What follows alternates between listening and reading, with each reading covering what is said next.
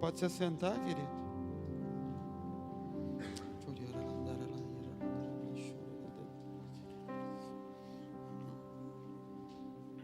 Nós vamos ofertar, querido, e nós não vamos ofertar porque Deus precisa ou alguém precisa, mas porque faz parte do culto. Assim como o louvor faz parte do culto, a gente não pode amputar o culto do Senhor. Então isso significa que a gente abre espaço, você fique à vontade. Se você tiver algo a ofertar ao Senhor, dizimar, você pode vir até a frente.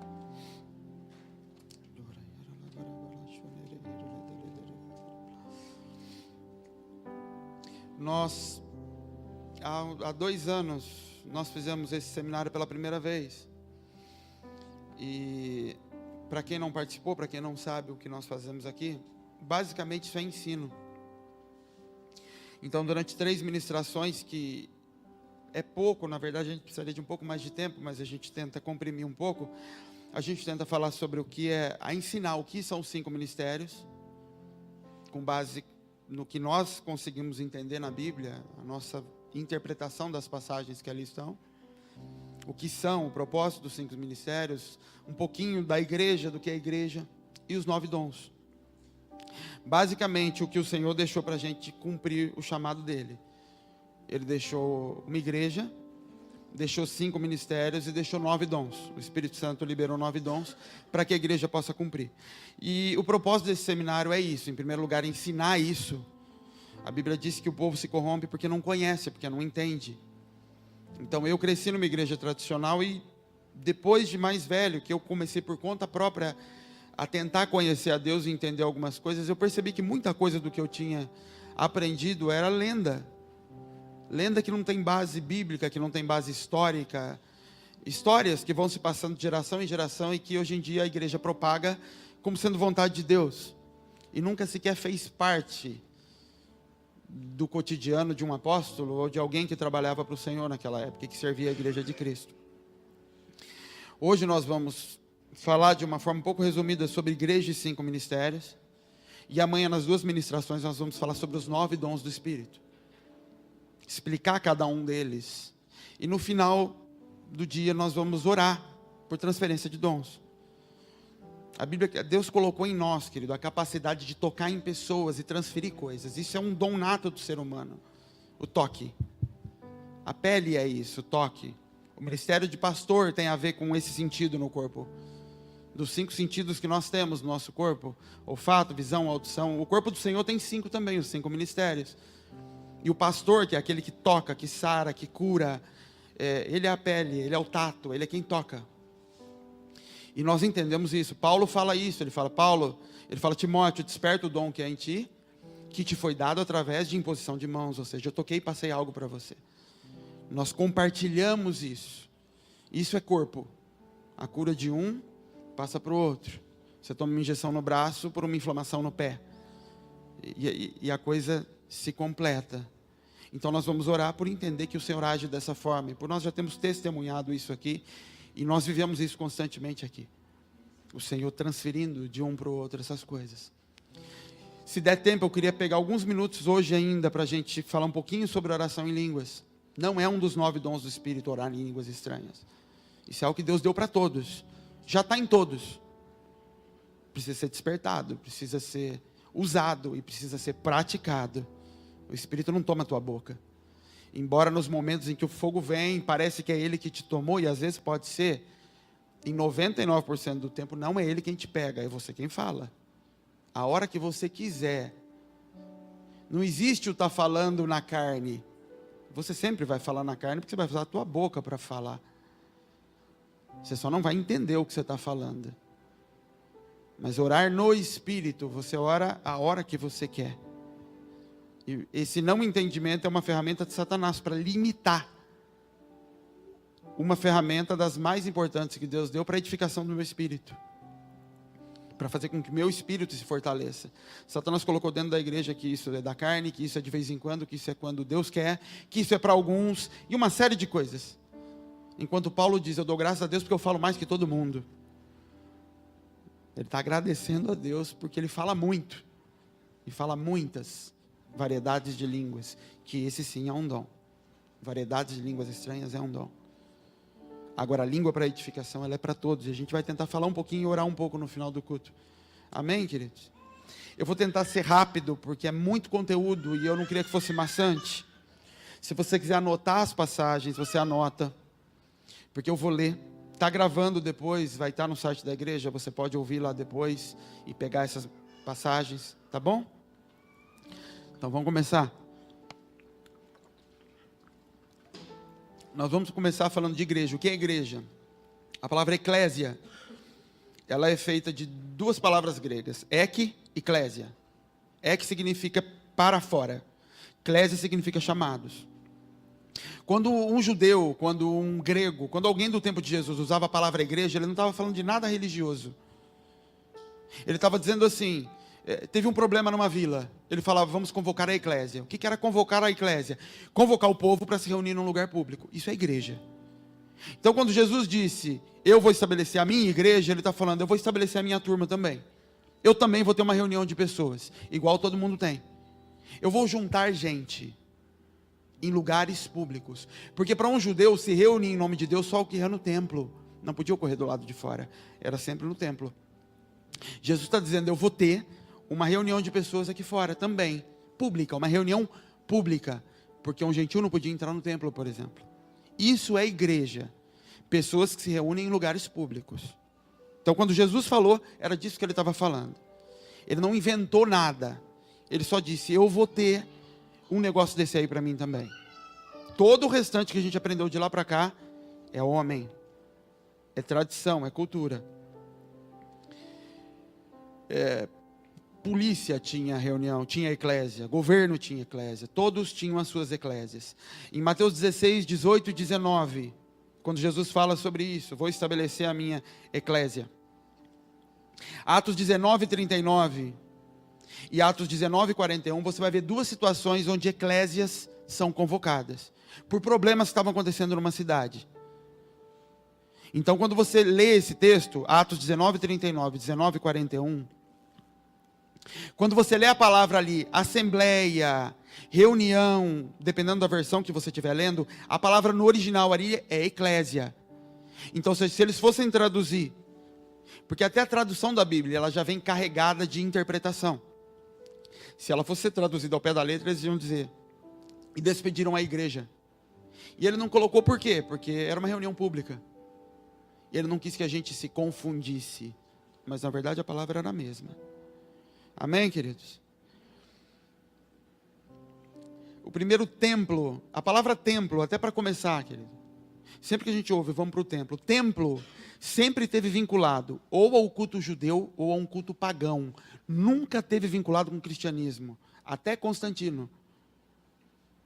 O primeiro imperador romano que se converteu, entre aspas, foi quem pegou o cristianismo e falou, nós também teremos um templo. Nenhum dos apóstolos nunca chamou a reunião de templo.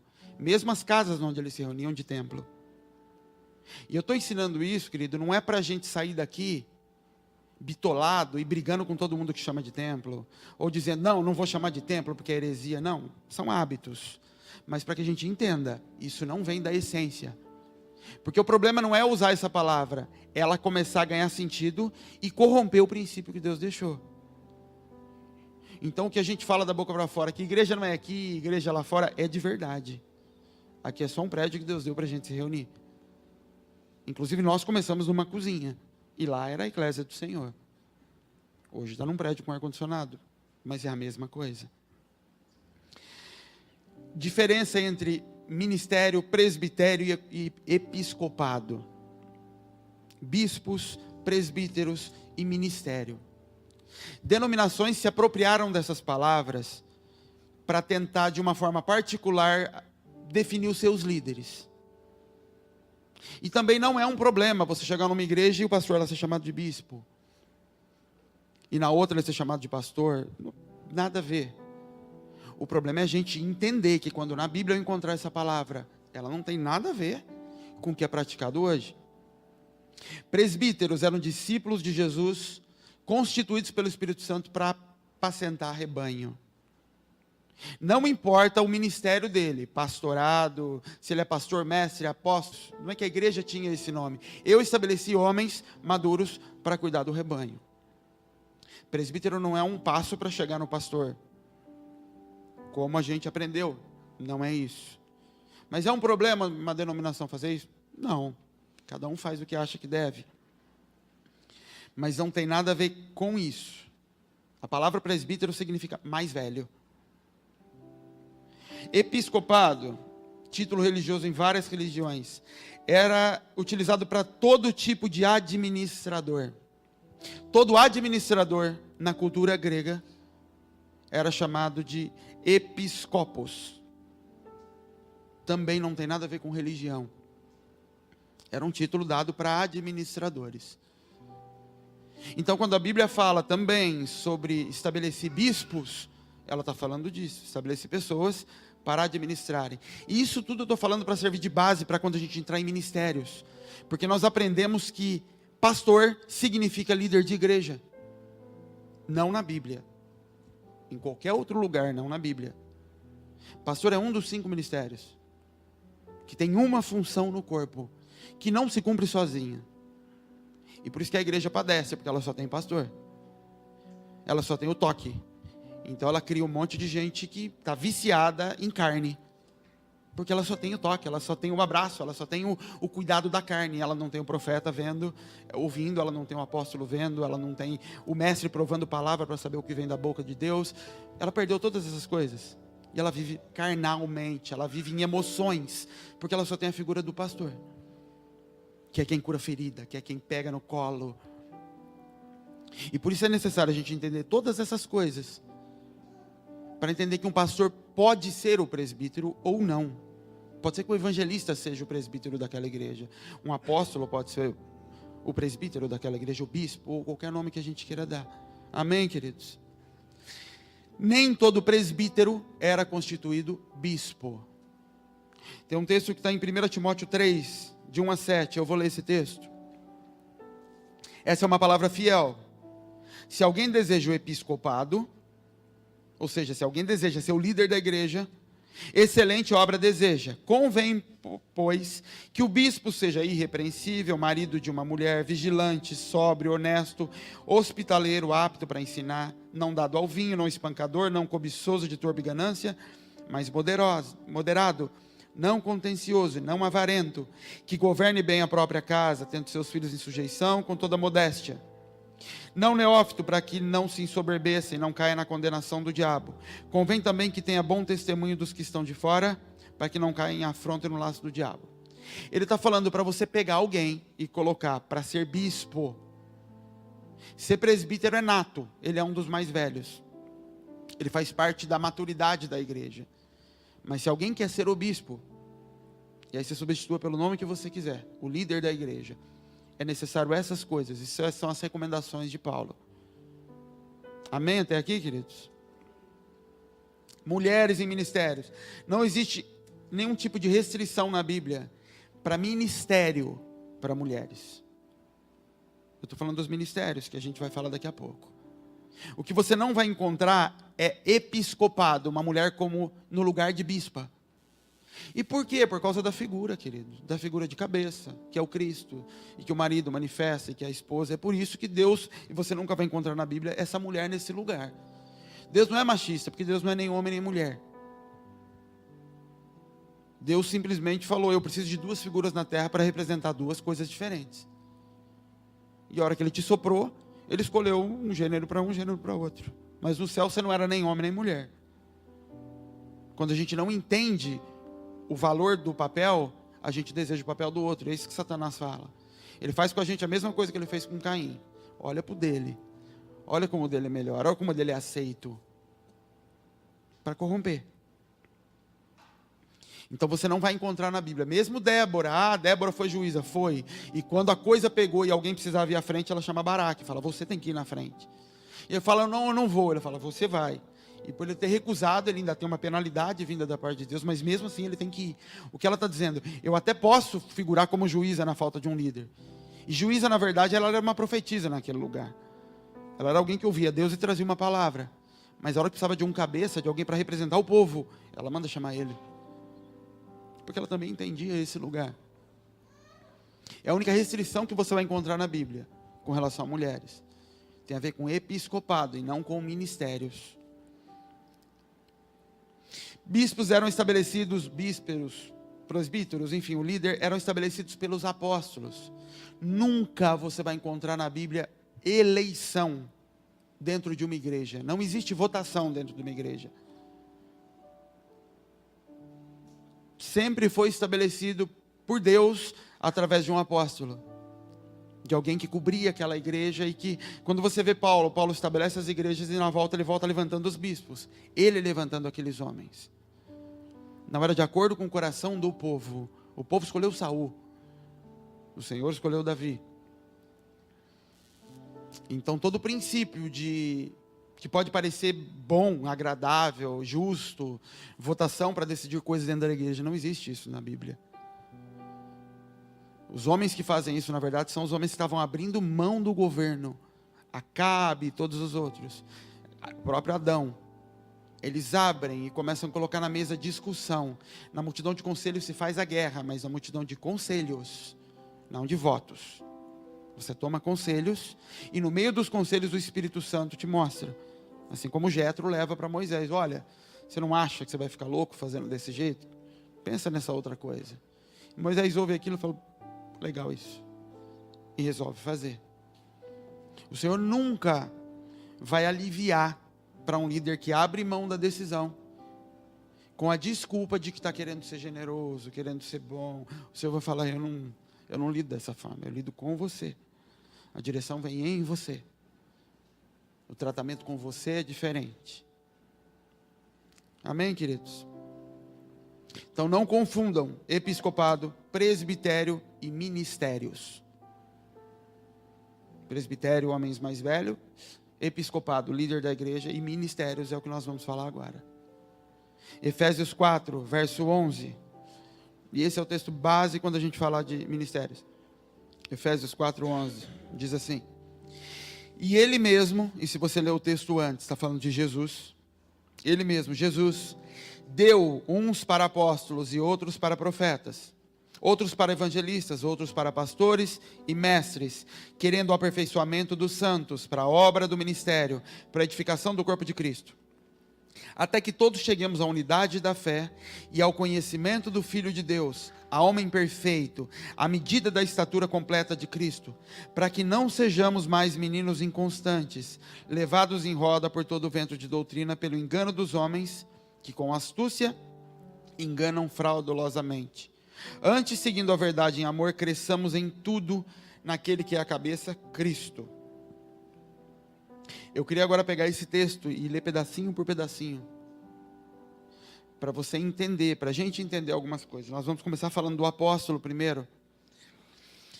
E é muito difícil, querido, porque uma verdade repetida muitas vezes, ela parece, uma mentira repetida muitas vezes, ela parece uma verdade, mas não é, ainda que pareça.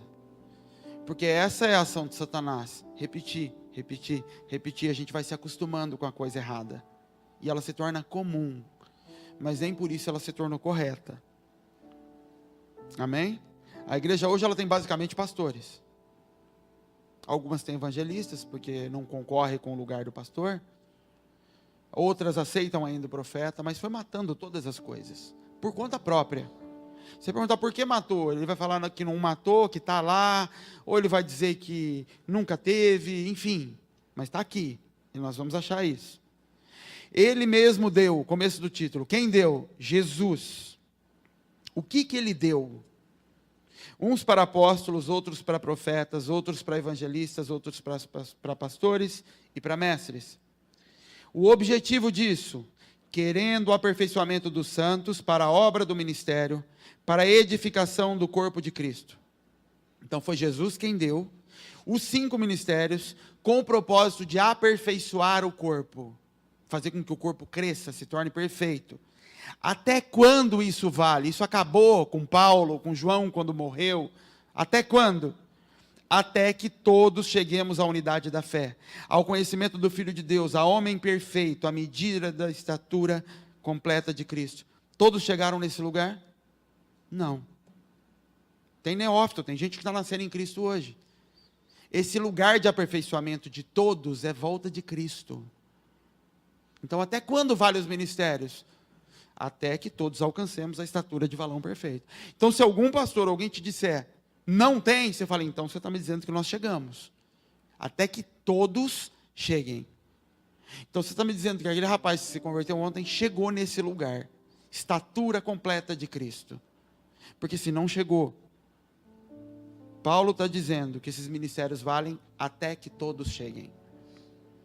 Por que ele fez isso? Por que Jesus teve que dar isso? E eu estou lendo o texto para vocês, tá? Picadinho. Para que não sejamos mais meninos inconstantes, levados em roda por todo o vento de doutrina, pelo engano dos homens, que com astúcia enganam fraudulosamente. Antes, seguindo a verdade em amor, cresçamos em tudo, naquilo que é a cabeça Cristo. Então, por que a igreja hoje cai tão facilmente? Em lugares, em falsos profetas começam a abrir portas e pedir o dinheiro, e você fala, como é que pode? Como é que consegue cair nisso? Por isso. Porque Jesus falou para que vocês não sejam enganados por ventos de doutrinas, por cães que vêm roubar vocês. É por isso que eu dei 5 ministérios. Para que exista crescimento do corpo todo. Vocês matam o que eu dei para cuidar de vocês. E vocês ficam só com a parte da carne, do abraço, do toque. Então quem do lado de lá oferecer um abraço um pouco melhor, aqui é um abraço com casa própria. Aqui é um abraço com emprego melhor. Está todo mundo correndo. Porque o Senhor deu todas as ferramentas, a gente é que não usa. E não usa por quê? Porque fomos ensinados de uma forma totalmente distorcida. Fomos matando os ministérios, matando as ferramentas que Deus deu. E hoje mesmo os dons dentro da igreja é algo que para você ver algo acontecer é raro. Por quê? Porque a chama foi se apagando, a gente foi matando essas coisas e vivendo do quê? Da carne, do que o pastor tem para dar. E não que não seja bom o que ele tem para dar. Deus estabeleceu isso, mas não só isso. Então é um cego, surdo, sem capacidade de digerir palavra, não sente mais cheiro de ovelha, por isso não tem mais evangelismo. Parado lá em cima, sem entender o que Deus quer, e abraçando o povo, e recebendo gente. Tem que vir gente, tem que ficar gente, tem que cuidar de gente. Vamos ficar tudo juntinho aqui. Vamos morrer abraçado aqui dentro até a volta de Jesus. E quando alguém fala que tem que sair, ele fala que está com o cão no corpo, ou que está rebelde, ou qualquer coisa nesse sentido. Porque o corpo é aleijado, o corpo está todo sem função, disfuncional. O que sobrou foi carne. 5 ministérios são ferramentas do corpo. O Senhor te deu 5 sentidos no teu corpo. Olfato, audição, visão, tato, paladar. Coincidentemente, Ele deu 5 sentidos para o corpo dele. Ele criou um corpo e deu 5 também. Isso não é coincidência, querido. Isso é profético. Tudo que o Senhor criou no meu corpo e no seu é profético. Tudo. Relacionamento íntimo que você tem com a tua esposa é profético aquilo. Você comer é profético. O teu corpo separar o que é bom e o que é ruim é profético. Todos os teus sentidos têm um sentido no mundo espiritual. O Senhor não fez simplesmente para a gente desfrutar. Foi para manifestar o céu. Hebreus 11 fala isso. Pela fé os mundos se formaram, de forma que tudo que se vê foi feito a partir do que não se vê. O mundo natural foi feito a partir do espiritual. Então tudo que nós vemos no mundo espiritual, no mundo natural, tudo é manifestação de algo que está ocorrendo no mundo espiritual. Se você quer entender o ambiente espiritual do Brasil, é você olhar o que está acontecendo aqui. Você vai entender o que está por cima. Você quer entender a potestade sobre uma cidade, que governa uma cidade, que rege uma cidade, vê o comportamento daquela cidade. Que tipo de pecado é praticado ali. O que é mais... Pega o jornal da cidade e acompanha o jornal de uma cidade de uma semana e vê que tipo de tragédia ocorre ali. Você vai entender o espiritual. É aqui que o Satanás está agindo. Porque o que acontece aqui é só reflexo. É só manifestação de um sopro. Seja um sopro do Espírito ou de outro espírito qualquer. Visão, audição, olfato, tato, paladar. Cada um deles se liga com um dos ministérios que Deus deu ao seu corpo. Ministérios não são títulos de identificação pessoal. Pastor não é título, é função. Assim como eu não chamo o Denis de corretor. E aí, corretor Denis, tudo bom? Não, o Denis é o Denis. Ele é corretor porque é a função que ele exerce durante o dia a dia. A igreja se apossou disso como títulos, como nomes. É problema você chamar alguém de pastor? Não. Isso denota honra. Mas eu não sou, eu estou pastor.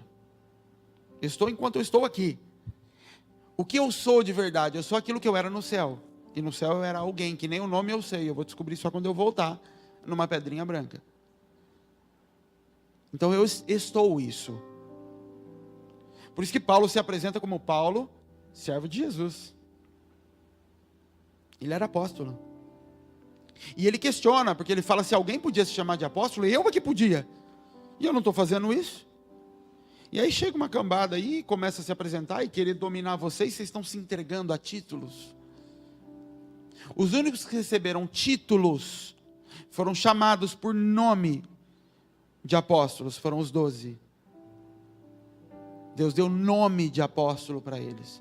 E isso tem sentido quando você vai ler em Apocalipse, que os apóstolos são as 12 colunas, que eram vistas por João lá em cima. Tirando aqueles 12, todos os outros que receberam ministérios, receberam como funções a cumprir, não título, não como um nome de identificação pessoal.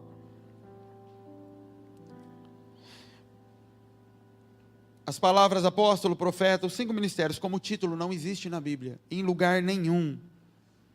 Por isso que tem tanta confusão, querido, em dar título de pastor para mulher. Tanta igreja que ainda resiste. Porque como ele acha que isso é título, não pode ser de mulher. Porque ela não é isso.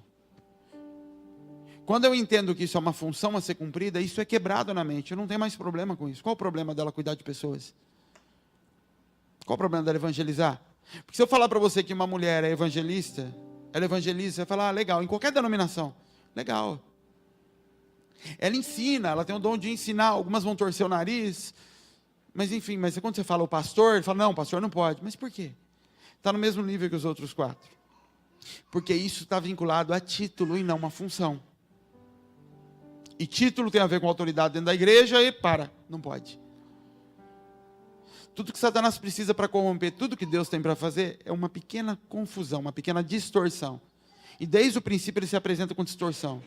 Ele pega a palavra de Deus, porque nem palavra Satanás tem.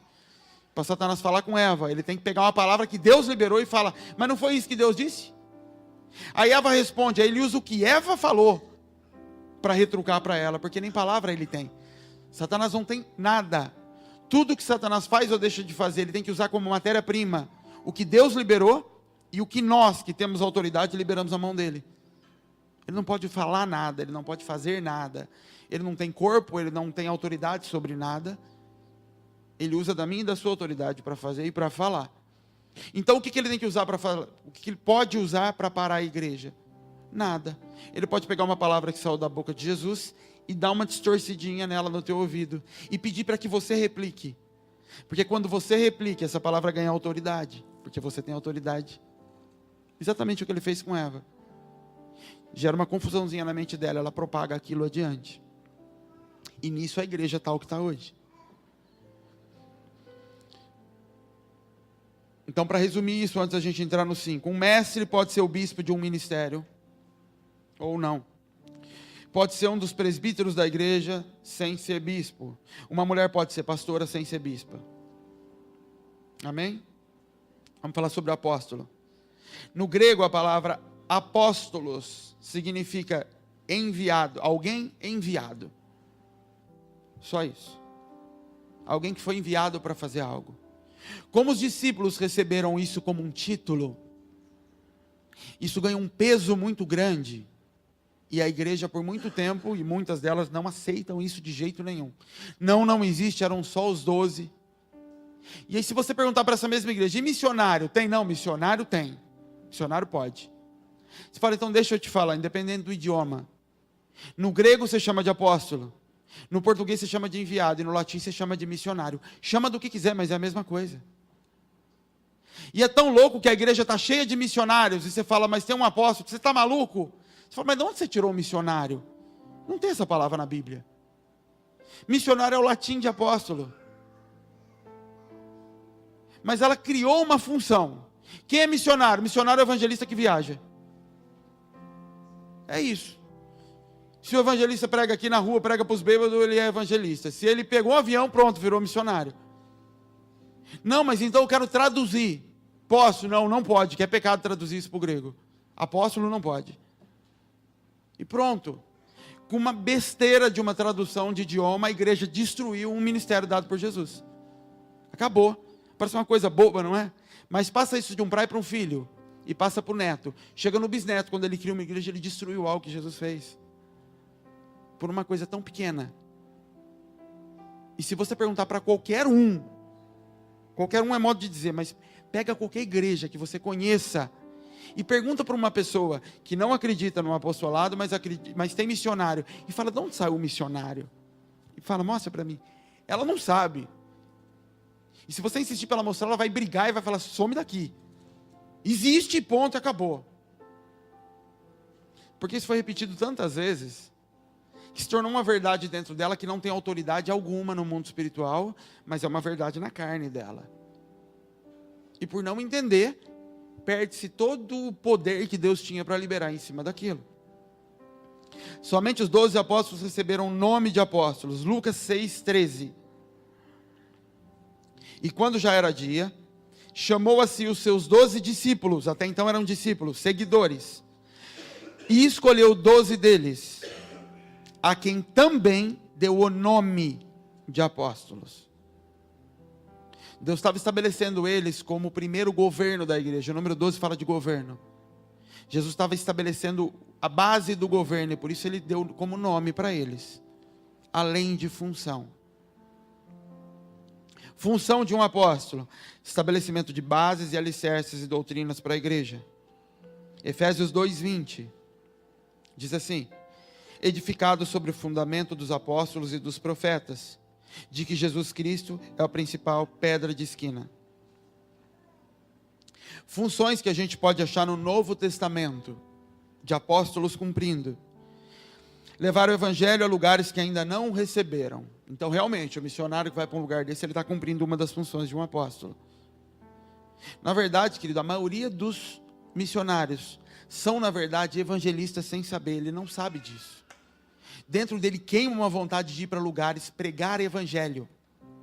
Você pedir para ele cuidar de uma igreja, ele destrói a igreja. A igreja vira uma bagunça na mão de um evangelista. Ele não sabe cuidar de gente. Ele pesca e dá na mão do outro para limpar, e ele quer ir pescar mais. Então, quando junta gente em volta dele, ele fica louco, ele não sabe. E ele quer levar todo mundo para a praça para pregar junto com ele, que ele é evangelista. E o povo morre na praça, se desvia na praça. Porque era para ele pegar, levar para dentro e sair de novo. Mas o sucesso ministerial está em ter gente, então bora criar uma igreja. A maioria dos missionários são evangelistas mal entendidos, mal orientados. O coração dele queima por nações, ele quer ir. E na verdade era para ele ir. E ter um apóstolo para ir lá depois e estabelecer doutrina naquele lugar. Estabelecer base, ensinar as bases, levantar um pastor naquele lugar. E pronto, uma igreja vai crescendo e se formando. E o evangelista, você fala para ele, agora vai embora para outro lugar. E assim a coisa funcionaria. Então, um apóstolo, ele leva evangelho a lugares que ainda não receberam. Romanos 15:20. E dessa maneira me esforcei por anunciar o evangelho, não onde Cristo foi nomeado, para não edificar sobre fundamento alheio. Antes, como está escrito, aqueles a quem não foi anunciado verão, e os que não ouviram entenderão. Então Paulo está dizendo que uma das funções dele é levar o evangelho onde não chegou. Não necessariamente onde ninguém ouviu falar de Jesus. Nós temos um trabalho na África, por exemplo. A gente vai em lugares onde o evangelho chegou, mas não o evangelho de Jesus. Chegou uma aberração ali, que acha que jogar futebol é chutar a cabeça de João Batista, então é pecado. É desse nível que chegou. Então o evangelho não chegou. Chegou alguma coisa que faz com que eles tenham um feiticeiro dentro da igreja. Eles fazem feitiçaria junto com o culto. Então o evangelho não chegou naquele lugar. Então precisa do apóstolo chegar lá e estabelecer base, e começar a corrigir doutrina, preparar o campo, limpar a terra, e aí levantar um pastor e colocar para cuidar daquele rebanho, e cuidar daquele pastor e não daquele rebanho. Estabelece líderes na igreja, outra função. Atos 14, verso 23, diz assim: havendo-lhes por comum consentimento eleito anciões em cada igreja, orando com Jesus, os encomendaram ao Senhor em quem haviam crido. Tito 1, verso 5, diz assim: por essa causa te deixei em Creta, para que colocasse em ordem as coisas que ainda restam, e de cidade em cidade estabelecesse presbíteros, como já te mandei. Então, outra função do apostolado, estabelecer líderes na igreja. Nas igrejas que ele vai lá e levanta. Porque ele levanta e vai embora. Ele não bota um pastor para cuidar para ele. Ele vai embora. E o contato dele é como Paulo, com as cartas, cuidando do filho dele, que é o pastor daquela igreja, com aconselhamento e não com ordens. A igreja não é dele. Então Paulo estabelece a igreja de Gálatas, levanta presbíteros. Depois que ele sai, ele vê que o bicho está pegando na igreja, está tudo errado, tem gente entrando. Sabe o que ele faz? Não manda trocar o pastor. Ele manda uma carta para o pastor da igreja, falando: meu filho, o que você está fazendo? Mas a igreja está na tua mão, você tem direito de fazer o que você quiser. Não existe o conceito de denominação na Bíblia, em lugar nenhum. Um pastor presidente, que é o pastor do distrito, e o pastor presidente manda na igreja de lá, sem nunca ter visto as ovelhas de lá, ele manda o que pode fazer lá. Isso não existe em lugar nenhum da Bíblia. Nunca. Ovelhas são filhos.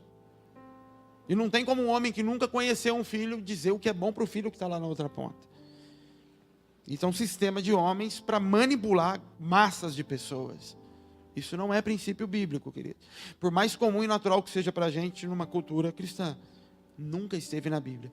Por que Deus não destrói tudo então? Porque Ele não é igual a gente. No meio da bagunça Ele tem misericórdia e fala: eu vou usar isso que vocês têm na mão então.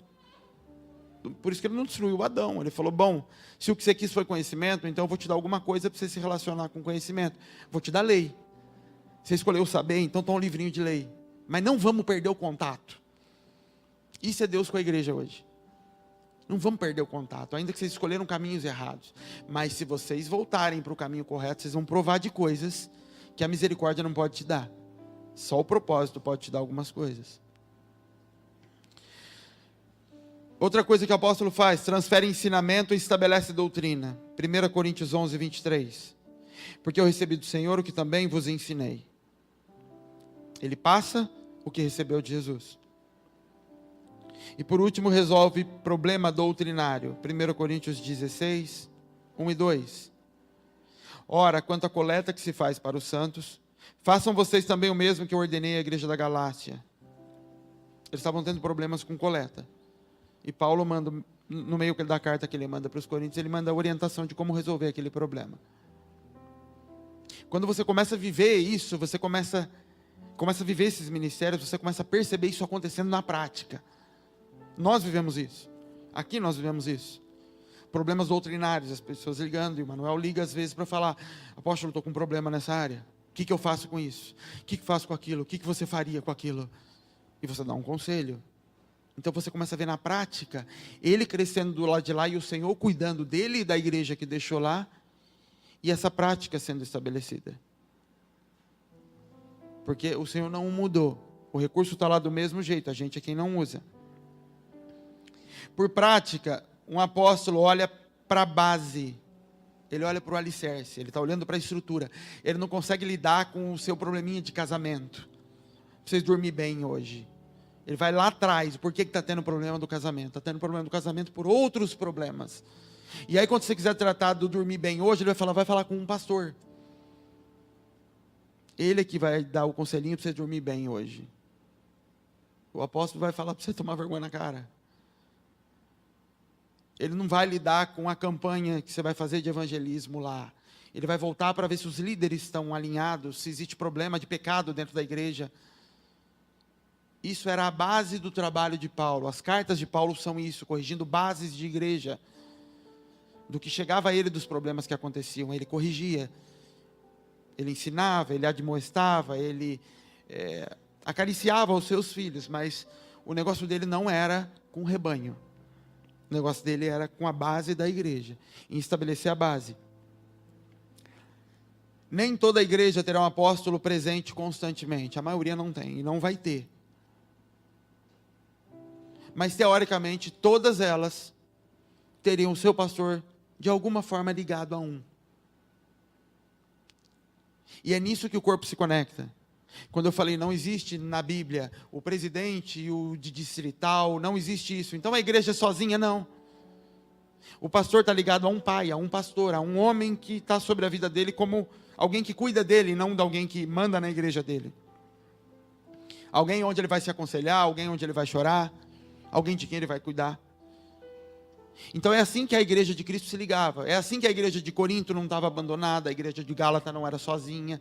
Todas elas estavam ligadas em Paulo, como um pai sobre aquelas igrejas, não como um líder.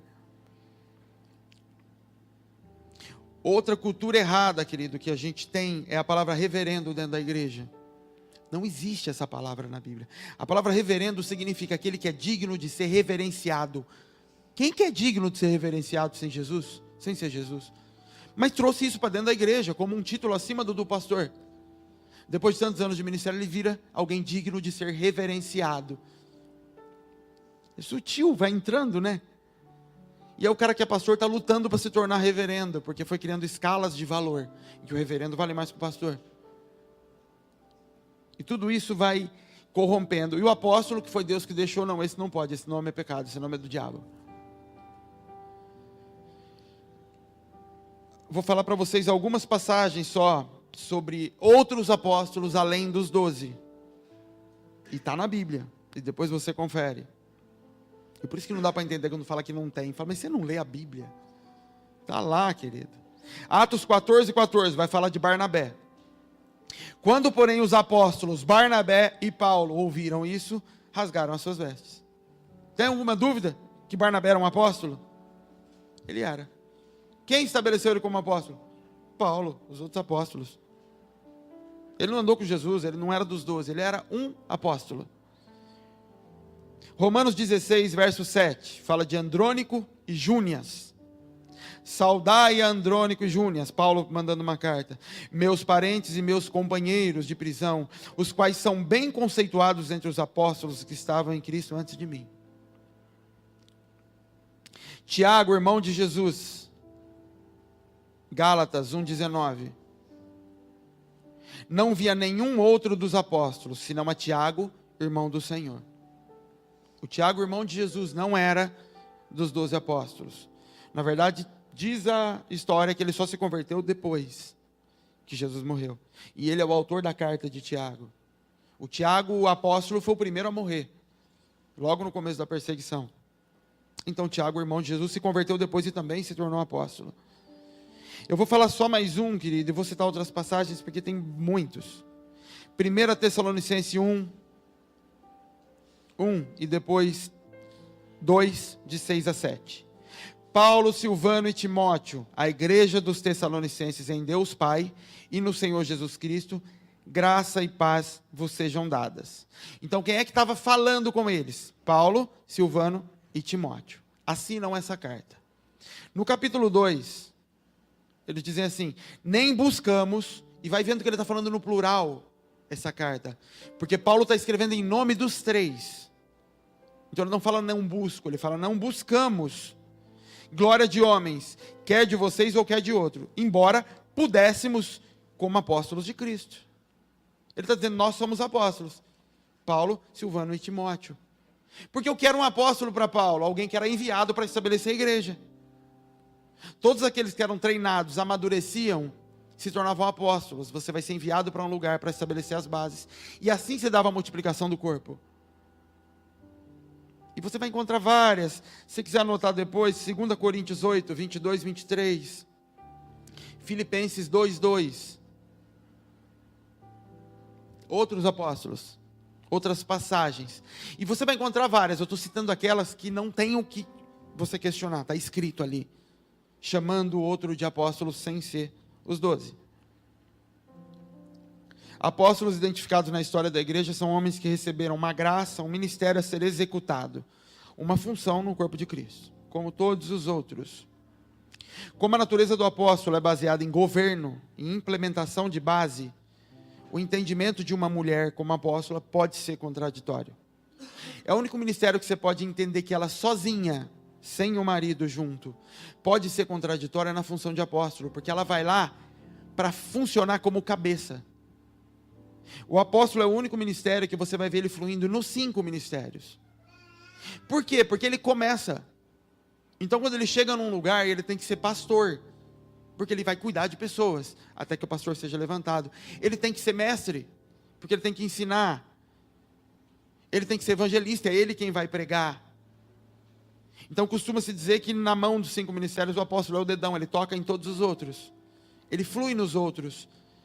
Não porque ele é mais que os outros, mas porque ele precisa gerar os outros todos para que o corpo funcione. Então, enquanto não tem um pastor no lugar, ele vai pastorear aquelas pessoas, até levantar alguém maduro e falar, pronto. No hebraico, a palavra nabi, que é a palavra no Velho Testamento, quando você lê profeta, significa porta-voz. Alguém que fala em nome de alguém. Deuteronômio 18, verso 18. Moisés diz assim: eis, lhe suscitarei um profeta no meio dos seus irmãos, como você, e porei as minhas palavras na sua boca, e ele lhes falará tudo que eu ordenar. Está falando de Jesus, é uma profecia sobre Jesus, dizendo que ele seria como Moisés, que vai falar pela boca de Deus. A primeira figura que a gente vê de profeta na Bíblia, ou de alguém estabelecido para essa palavra, é a figura de Moisés. Literalmente ela significa ser boca de Deus. Na prática era isso. Na raiz, essa palavra significa ser vazio. Então a palavra nabi significa esvaziado. Alguém que não tem de si e que Deus usa para colocar dele, para colocar para fora. O grande problema do profeta é o misticismo que ganhou em torno disso. Por quê, querido? Pensa num negócio arriscado na vida, é ser profeta. Perigoso. Porque você fala a boca de Deus. Você sabe o que é você falar e quem está do lado fala, Deus está ali? Eu costumo dizer que eu não ouço Deus, eu sei. Eu sei o que eu tenho que fazer, de alguma forma eu sei. Como é que você sabe? Eu não sei como eu sei, eu só sei que eu sei. Eu sei, essa semana eu estou tendo que tomar uma decisão que eu sei que é. E é duro, porque eu não ouvi nada. Deus fala aqui dentro, no profeta não, no profeta Deus vem aqui. E aí o duro do profeta é que quando Deus não fala também, ele não sabe o que fazer. Ele vai procurar o pastor, fica andando atrás do pastor. E todo mundo fica olhando para ele falando, cadê aquele negócio especial, aqueles efeitos especiais que você faz? Que ele não tem nada para fazer, se Deus não estiver falando. Ele é um crente, só um crente, porque ele está andando. Aí quando Deus pega, sai até fumaça em volta, fogos, porque é um negócio doido Deus falando. E qual é o risco e o perigo? Você imagina falar, Deus está falando e toma na tua boca, e você olha, e você até abaixa a cabeça na hora que ele está falando, e não quer olhar, porque vai que a chama te pega, você fala, Deus está ali, ó. E o risco é como Moisés, a hora que isso vai embora, Moisés cobre o rosto, para que não vejam que a glória foi embora, porque ele quer continuar sendo visto como glória. Por isso que existe tanto problema com profeta rebelde em igreja. Profeta que se desvia e fica em casa dando consulta. Vocês já viram isso? As mulheres em casa dando consulta. Vamos na tiazinha lá que Deus fala com ela. O pastor não é nem doido de falar com ela. E ela chega na igreja achando que ela é tipo a própria Jezabel entrando na carruagem e sentando dentro da igreja. E o pastor até pede reverência. Por quê? Porque até o pastor tem medo que Deus fala com ela. Na verdade não é Deus há muito tempo, é o diabo falando na cabeça da mulher. Mas ainda assim, essa mulher rebelde, Deus pode falar? Sim, porque é um dom. E aqui sai dos 5 ministérios e entra no dom de profecia. O dom é irrevogável. Sabe quando você vê gente que faz adivinhação? Vai na televisão porque faz adivinhação e faz mesmo. O que é aquilo? Um dom. Um dom de palavra de sabedoria, de palavra de conhecimento nesse caso, que Deus deu. Porque só Deus pode dar dom perfeito. Mas o diabo vai lá e usa. Como eu disse, o diabo não tem nada. Quando você vê alguém muito talentoso cantando no mundo, cantando pornografia, cantando o que quer que seja, quem é que deu aquela voz para aquela pessoa? Deus. Quem é que capacitou a fazer aquele espetáculo? Deus. Para quem ele vai usar é outra coisa. O diabo não tem capacidade de dar uma voz boa para alguém. Ele tem capacidade de abrir portas através de outros servos dele. Mas vem de Deus. E esse é o risco do profeta. Porque é algo muito intenso. E esses níveis de intensidade também variam de acordo com o propósito, de acordo com entrega, de acordo com quanto você se renega para poder entrar nesses lugares. Mas é literalmente entregar não só a boca, mas o corpo, para Deus poder usar isso. Êxodo 7, verso 1. Então disse o Senhor a Moisés, isso no chamado de Moisés: eis que te tenho posto como Deus a Faraó, e Arão teu irmão será o teu profeta. A palavra lá não é profeta, te será por boca. No original, quando você lê no seu tradução, mas a palavra ali é nabi, é profeta. O que Deus está dizendo? Deus falou para Moisés ir, Moisés ficou teimando com Deus, não dou conta, sou gago, aquela coisa toda. Deus falou, então leva seu irmão para ser profeta por você. Você fala no ouvido dele, ele abre a boca e fala para os outros. Isso é um profeta. Você, Moisés, vai ser como Deus sobre Faraó. E teu irmão vai ser como o profeta sobre Faraó. Você libera a palavra, o teu irmão pega essa palavra e abre a boca e coloca para fora. Até Arão caiu no risco de se apaixonar por aquilo. Então quando Moisés sai, ele resolve abrir a boca e liberar uma palavra. Bora fazer um bezerro de ouro. Pronto. O profeta falando de si. Deus não está mais perto, Deus morreu no topo do monte, subiu e não desce mais. Vou assumir o lugar. Esse é o risco. Mas ainda que arriscado, não tem como a igreja andar sem ter os profetas ali no meio. E se ela não tiver um apóstolo, ela corre o risco do pastor cair na mão do profeta, e de um profeta corrupto. O profeta aponta direção para a igreja, manifesta verbalmente, porém não conduz. Figura de sol e lua, querido, é figura de apóstolos e profetas. A Bíblia diz que a igreja foi estabelecida sob fundamentos de apóstolos e profetas. Figura de pai e mãe. Quando em Provérbios se repete muitas vezes, não rejeite o ensino do teu pai e a doutrina da tua mãe. Ele está falando do ensino do pai e da doutrina da igreja. O Cristo e a igreja. Quando José tem a visão de governo, ele vê as estrelas, os 11 irmãos dele se prostrando, 10 até então, né? Não, já eram 11. Se prostrando diante dele, e ele vê o sol e lua também se dobrando. E qual é a interpretação do pai? Você está dizendo que até eu e tua mãe vamos dobrar? O sol e a lua? Ou seja, o sol como alguém que está constantemente mostrando direção, e lua quando alguém que mostra direção quando existe trevas. Então quando existe escuridão, e o sol não está ali presente, antigamente se utilizava a lua para referencial de direção. Isso é figura de profeta. Então o profeta, embora ele não conduza a igreja, quando a igreja está vivendo algo que precisa de uma direção, de saber para onde ir, que não acontece do lado de dentro, é a figura do profeta. E é onde Satanás vai para tentar pegar o profeta e fazer com que ele assuma a condução, como fez com o próprio Arão. Alguém que viu tanto milagre, que vivia numa intensidade com Deus ali, perto do irmão, caiu nesse erro, que muitos caem, muitos e muitos e muitos. Um profeta é um balizador da vontade de Deus através do seu esvaziamento. Como que um profeta exercita seu ministério? Se esvaziando. Mais e mais e mais e mais e mais. Se negando mais e mais e mais e mais e mais. Por isso que é solitário. Por isso que o profeta não é gente de bagunça, não é gente de muita gente, não é gente de roda, de muita falatório. Ele é sozinho. Ele é de caverna. Ele é Elias. Porque é pesado o contato que ele tem com o mundo espiritual. É custoso. E isso, na verdade, querido, não é só para profeta. Qualquer homem que entra na presença de Deus se torna e vive em ambiente de intensidade, é muito custoso para ele viver em roda de muita gente sem propósito depois. Se você consegue ficar no meio de muita gente sem propósito e com conversa sem propósito, você tem um problema e não aquela roda. Que você está conseguindo. Se é uma coisa que aconteceu comigo, depois que eu assumi o ministério, que eu entendi o que Deus tinha para a minha vida, foi perder amigo. Eu brinco que aqui na igreja eu devo ser quem menos tem contato na agenda telefônica. Mais fácil, de longe.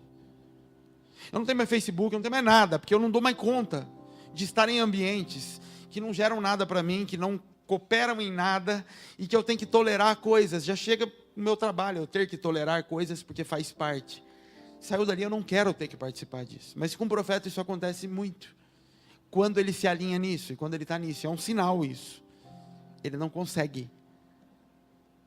Porque quanto mais ele se se treina e ele se afia nisso, mais Deus pode usá-lo para ficar trazendo palavras a todo momento. Então ele está numa festa e ele precisa ir embora, porque Deus está querendo falar com ele. Ele está ali, ele está sentindo que Deus quer falar. Ele está sentindo que Deus quer levar ele para um lugar solitário. E ele está num ambiente que um monte de gente está bebendo, um monte de gente está conversando, jogando conversa fora. E ele fala, o que eu estou fazendo aqui? Eu preciso ir para minha casa, eu preciso sentar, eu preciso escrever, eu preciso ouvir Deus. E por isso ele vai se tornando um bicho do mato, um Elias, um sozinho. E por isso ele cria uma escola de profeta, para ter um monte de doido junto. Isso é Samuel, vamos fazer um lugar só para a gente então. Uma casa onde só doido se junta e ali todo mundo fala a mesma coisa e se identifica no chamado.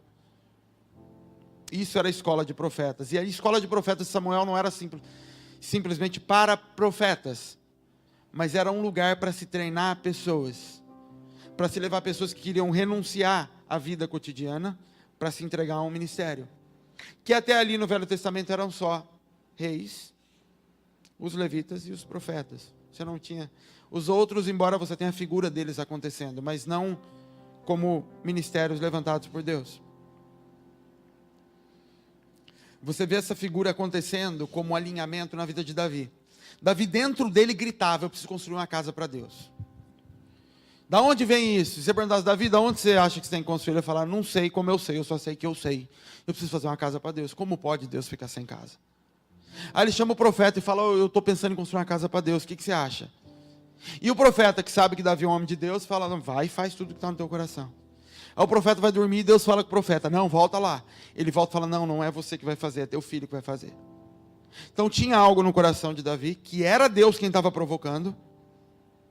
Davi estava profetizando dentro dele a vinda de Cristo, a casa sendo estabelecida, o templo sendo estabelecido. Ele só não sabia entender aquilo direito, mas dentro dele gritava, precisa fazer uma casa. Uma casa, Deus vai ter uma casa. O que era casa para Davi? Uma casa. Ele fala, então bora fazer a casa. E aí o profeta vem e alinha. Não, não é bem assim que vai ser de um outro jeito. O teu filho vai construir. E de forma profética, Salomão constrói, mas não era de Salomão que Deus estava falando. Deus estava falando de Jesus, filho de Davi. Mas profeticamente, o profeta também não teve a revelação ali de que estava se falando de Jesus.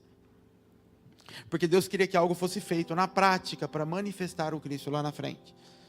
Tudo que Deus tem para fazer aqui, para liberar aqui, antes ele vai pedir que venha de baixo para cima. Sempre. Antes de mandar o filho de lá, ele pede um filho daqui para Abraão. E por isso ele fala, porque você me deu o seu, eu mando daqui. Porque você me deu a casa daqui de baixo através de Salomão, eu vou mandar uma casa do alto. Ele sempre pede daqui como uma oferta, como uma manifestação. Por isso que o princípio de ofertar para receber é um princípio bíblico. Distorcido, mas é bíblico. Primeiro precisa subir. O incenso sobe. Primeiro, Elias, faz o altar, taca fogo. Eu conheço teu coração, Elias, está tudo certo com você. Sou eu quem te mandei ir lá fazer, mas para poder liberar do alto, precisa subir primeiro. Primeiro a água tem que evaporar do rio e subir para a chuva cair. Isso é um princípio no mundo espiritual. Nada desce sem que antes suba. Porque tudo que tinha para ser mandado do alto para baixo já foi mandado. Como corrompeu, manda de volta da forma correta, que eu mando de cima para baixo depois. Amém, queridos? Então o profeta, você vê ele complementando uma palavra que não tinha sido muito bem compreendida por Davi, embora tenha vindo da parte de Deus. Manifestação de profetas engana muito, porque a cultura pagã coloca na manifestação o testificado de que é Deus. Então, dependendo da forma que manifestou, é Deus. Por isso você vê os profetas de Baal, quando estão ali competindo com Elias, fazendo tanto carnaval, dançando, pulando, se cortando, oferecendo sacrifícios na própria carne, para tentar atrair. Então a gente aprendeu que tem que ter eis que te digo antes de qualquer frase, se não tiver, não é Deus. Eis que te digo, pronto, é Deus. Não falou, não é Deus. Porque é o misticismo que foi envolvido nisso. E ela tem que rodar e fazer algumas coisas, e não é Deus. Deus não pediu isso. E na maioria das vezes, ou corrigindo aqui, e muitas vezes, a palavra que está vindo é Deus mesmo. A fumaça antes é que não é Deus. Eu não imagino Natan chegando para Davi, pulando e falando, Xacaramara, eis que te digo, não é você. Não, ele só chegou e falou, não é você. Deus falou que não é você que vai fazer, é teu filho. Simples assim. Mas Deus pode fazer? Pode. Isso varia em função de propósito e de quem Deus está usando, porque Deus também se move de forma peculiar através de pessoas. Tem profetas que sempre vão se mover de uma certa forma, e você vai perceber aquilo, isso é característico dele. O cuidado também é para não pegar algo que é pessoal e colocar sempre no pacotinho de Deus, porque você corre o risco de corromper algumas coisas que Deus queria mudar em você e fazer de uma outra forma. Mas você pode perceber profetas que vão fluir de uma forma mais tímida, mais reclusa, e aqui nós temos isso. E essa semana eu estava meditando sobre isso e pensando em pessoas, eu consegui começar a entender os profetas da casa, as funções, dois especificamente, de como esse aqui Deus trata mais com relação a ambientes, esse aqui parece que é mais guerra, e você começa a perceber Deus tratando diferente com pessoas, ainda que fluindo no mesmo ministério. Um pastor que vai usar uma prancha de surf, outro vai usar um barril, outro vai usar um pouco de acrílico, e vai falar de forma diferente, vai se vestir de forma diferente, e vai falar com o seu linguajar, com o seu idioma, com o seu vocabulário, e não vai ter que falar nessa noite, e se não tremer não tem Deus, não tem isso, gente. E esse misticismo quebra toda a naturalidade do Espírito Santo se mover de uma forma multiforme no nosso meio. Então o principal problema no meio dos profetas é o misticismo que envolveu isso. E alguns pastores preferiram retirar isso da igreja. E falar que isso só gera confusão. Por causa da falta de entendimento dos próprios profetas. Que não tiveram pais para poder ir lá e cuidar deles, e ensiná-los e corrigi-los. Isso desvirtua os padrões colocados por Deus. Uma das coisas que você vai perceber no profeta se manifestando é ambiente. Profetas precisam de ambientes para se manifestar. Você vê Saul mandando chamar músicos quando o ambiente espiritual está carregado. Não é porque isso, musiquinha, vai mexer com a alma, querido. Isso na Bíblia era chamado de tangedor.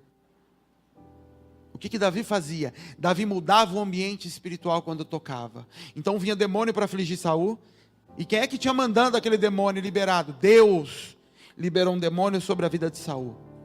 No dia que ele tirou o espírito de governo de Saul, no mesmo momento que o espírito toma Davi na casa do pai dele, a Bíblia diz que na mesma hora, um espírito maligno tomou Saul. Mesmo o espírito maligno enviado da parte de Deus, ou liberado da parte de Deus, quando um tangedor chegava naquele lugar, alguém cheio do Espírito Santo, e começava a ministrar, o demônio tinha que sair. A profecia, a manifestação do Pai, ela demanda ambientes. Moisés, Deus fala com Moisés, Deus cria um ambiente, uma sarça queimando. Aquilo não era pirotecnia. Não era Deus querendo provar que era Deus para Moisés. Deus usou o cajado para mostrar, para provar para ele, sou eu mesmo. Aquilo era ambiente, tira o sapato. Fica descalço, porque você está na minha presença. Isso é ambiente. Profetas precisam de ambientes. Ambientes corrompidos corrompem totalmente sua capacidade de profetizar. Ambientes que você frequenta, ambientes que você permanece, corrompem, querido. E você percebe isso de forma muito fácil. Por que você acha que quando você chega num culto, quando está no final do louvor, parece que está mais no fogo? Não é porque você está mais animado, é porque o ambiente começou a ser. É fogo. Tenta fazer um churrasco. O fogo fica bom depois de um tempo que o calor acumulou naquele lugar. Isso é o ambiente do Senhor. E para um profeta, alguém que anda, ou na verdade se paralisa, como atalaias em cima das muralhas, olhando perigo de longe, a obrigação desse homem e dessa mulher é viver no ambiente. O que vai acontecer? Vai perder amizades, vai perder festas, vai perder relacionamentos, porque vai começar a não ter prazer naqueles lugares, porque sabe que quando se aproxima dali, começa a perder. É como se fosse enfraquecendo. É como se perdesse aquele lugar. Isso pode ser por 1 hora, 2 horas, 1 dia, 10 dias. E para quem não é uma luta. No começo do ministério, eu com a minha mulher, com a minha esposa Bel, era muito difícil, porque eu não sabia o que eu era, mas eu sabia que eu era alguma coisa, que não era pastor, porque eu não gosto de ovelha. Brincando, gente, eu não gosto de cuidar de rebanho, mas eu sabia que não era isso, mas eu não sabia o que eu era. Mas eu já não tinha vontade de estar nos aniversários. Hoje, vixe, eu no aniversário hoje, só se for daqui. Difícil, porque eu não tenho mais prazer em chegar lá e aquela roda de gente falando do cotidiano. Como é que tá? Tudo bem? E o emprego? Meu Deus do céu, eu não estou nem preocupado com o meu emprego. Para mim é olhando um relógio, que hora eu vou embora. E o conflito é porque ela ainda não tinha entrado nesse lugar. E ela queria ir. E eu não queria estar nesses lugares, eu queria estar comigo mesmo. Sozinho em casa, sozinho com pessoas que edificavam. E para ela era difícil, porque ela não vivia esse mesmo lugar. E isso pode acontecer entre marido e mulher, porque um é profeta e o outro é outra coisa, é pastor, é mestre, é evangelista, e não vive no mesmo ambiente. Então para ele, Lélio Mateus, ele é evangelista, ele quer ir nos lugares que tem um monte de gente que não é crente. E ela fala, eu quero ir embora, eu não quero ficar nesse lugar.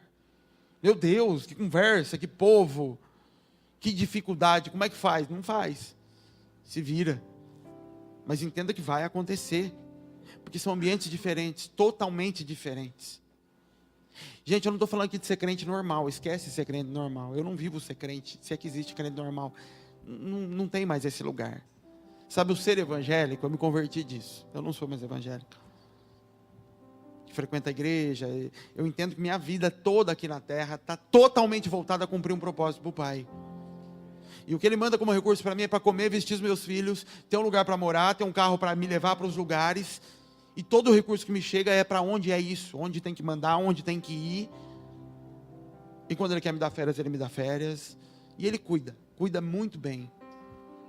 Embora eu seja incrédulo e às vezes me desespero, mas Ele cuida.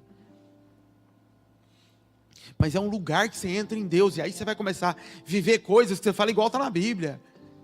Eu estou vivendo essas coisas, eu estou vendo os milagres. Nós estamos provando de milagres, porque eu entrei em ambientes. São lugares que você entra em Deus. Muito além do que a religião pode te ensinar, querido. A religião não pode te dar isso. A instituição não pode te dar isso. A instituição, a primeira coisa que ela vai te pedir é um diploma. Eu já não tenho, acabou, eu trago o microfone. Então, meu filho, vou pular um pouco aqui, que senão a gente vai morrer hoje. Duas coisas só para falar sobre profecia. A profecia é uma revelação de algo que já existe. O profeta não inventa uma palavra. Ele traz algo que no mundo espiritual já existe. Por isso que se Deus não falou, você está lascado. A segunda coisa, ela não é passível muitas vezes de interpretação. A Bíblia diz que nenhuma profecia é de interpretação pessoal. O que isso quer dizer? Nem sempre o profeta vai saber o que está falando. Já teve vezes, uma vez especificamente, que a Lely estava entregando uma palavra para mim, e ela falando, Deus pegou ela e ela começou a falar pela boca, eu estou te falando isso, e Deus falando, meu filho, isso, e Deus falou assim no final, e ela não vai se lembrar do que falou para você, porque é só para você. A hora que ela terminou, eu falei, você sabe o que você me falou? Ela falou, não, eu falei, é porque não é para você saber. Ela falou, eu falo e eu não sei. Eu falei, porque não é para você, é para mim. Na maioria das vezes sabe, não sabe o que está falando, então muitas vezes me liga, eu tive um sonho, você estava em cima do muro, não sei o que lá, e às vezes eu falo, é isso, às vezes eu falo, não, você não interessa você saber, mas eu sei o que é, eu tenho que pedir perdão, eu tenho que arrumar, mas eu sei do que está falando, mas ele mesmo não sabe, porque não é para ele.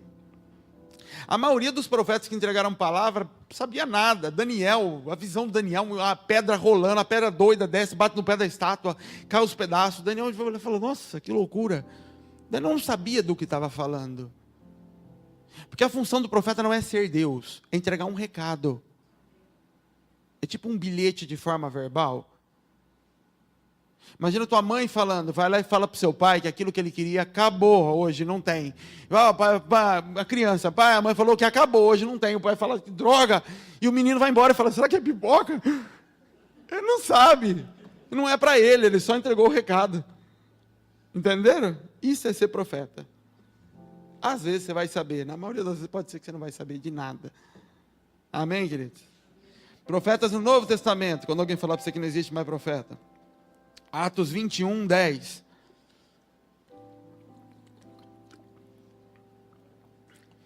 Demorando-nos ali por dias, desceu da Judéia um profeta de nome Ágabo, um profeta em Atos 21. Atos 13. Ora, na igreja de Antioquia havia profetas e mestres. E aí ele dá o nome de alguns profetas e mestres. Só um parênteses aqui. Havia profetas e mestres a saber: Barnabé, Simeão, Níger, Lúcio de Cirene, Manoel, Colácio de Herodes, o tetrarca, e Saulo. Saulo e Barnabé aqui são colocados como profetas ou mestres. Mas eles não eram apóstolos? Sim. Eles foram chamados apóstolos depois. Não significa que eu sou evangelista hoje e Deus vai me ter como evangelista para o resto da vida. Porque, como eu disse, é uma função. E Deus pode ir me capacitando para me colocar num outro lugar. Eu amadureci, cresci e agora Ele me quer como um apóstolo, por exemplo, que é o caso de Barnabé e de Saulo, como a gente viu lá atrás. Você pode transicionar nesses lugares. Atos 15, 32. Depois Judas e Silas, que também eram profetas, exortaram os irmãos. Depois, se você quiser anotar, eu não vou ler 1 Coríntios 12, 28 e 1 Coríntios 14, 29. Mais profetas no Novo Testamento. Evangelista. A palavra evangelista significa bom mensageiro. O ministério de evangelista é levar a palavra aos que não são crentes. Evangelista não vai exortar a igreja, não vai cuidar de igreja, ele leva a palavra para quem não é crente. E ele tem facilidade disso. Normalmente, o evangelista, querido, ele flui muito no próprio testemunho. Você vai perceber muito o evangelista sendo a sua vida como modelo para o que ele tem para ensinar. Então o evangelista, você bota ele para pregar, de 10 vezes 11 ele vai contar o testemunho dele, um pedacinho. Porque é o que ele tem. E não que seja pouco, mas é o que Deus deu a ele como a principal ferramenta de conversão. Por isso que aquele homem endemoniado gadareno que é atrás de Jesus, Jesus fala, não, vai para os seus. Ele evangeliza 10 cidades. O que ele sabia de Jesus, aquele homem? Ele sabia que o que estava nele foi para os porcos caíram no mar, eles mandaram Jesus embora, é o que ele tinha. O que ele ia falar? Ele não tinha uma Bíblia, aliás, ninguém tinha. O que ele ia falar? Vai e conta o que eu te fiz. É isso que Jesus fala. E ele vai falar, eu era preso, eu vivia amarrado, e Jesus me libertou.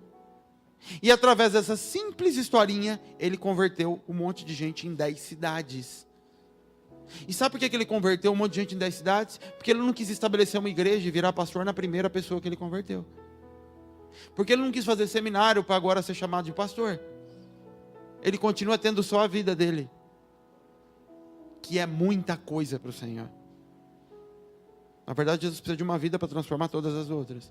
Estou só da dele, para mudar de todo mundo. De um modelo, alguém que viveu na pele para poder contar para outros. Isso basicamente é o trabalho de um evangelista. Filipe era evangelista, mas no final da vida dele, pela história, ele se tornou bispo de uma igreja. O evangelista recebe a responsabilidade de trabalhar com os não crentes. O evangelista tem a responsabilidade de equipar os santos para fazer trabalho no ministério. Treinar crentes para que esses trabalhem testemunhando e ganhando para Jesus pessoas do seu círculo de amizade. O evangelista sabe fazer isso. Eu não sei evangelizar. Eu não sei falar de Jesus para os outros. Eu até falo, mas não grita dentro de mim sair falando de Jesus, sabe? Não é a minha. E eu posso estar errado, Deus precisa me ajudar. Mas não. Tem gente que talvez nem saiba que eu sou crente.